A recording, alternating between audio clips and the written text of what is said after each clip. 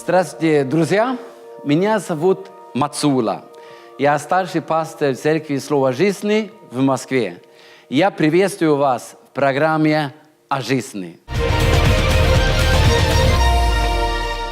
Мы делаем эти программы для вас и хотим говорить обо всем в жизни, что важно для людей. Мы хотим говорить о Библии, конечно, о церкви, о обществе. Хотим говорить о спорте, об обычных днях, о трудных днях. Хотим говорить о детях, о чем нравится заниматься, о пробках, обо всем, что есть в нашей жизни. И во всем это говорит, что мы можем жить с Богом, можем приближаться к Нему и знать, что Библия говорит о разных сферах жизни. А сегодня мы хотим говорить о нашей церкви. Кто мы, чем мы занимаемся, кто такие протестанты и так далее. Но сначала хотим чуть больше представиться.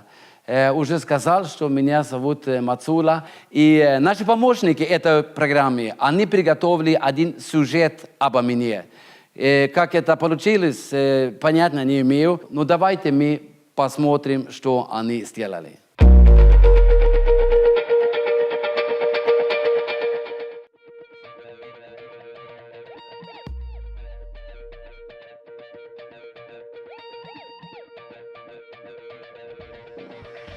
Здравствуйте, меня зовут Мацула.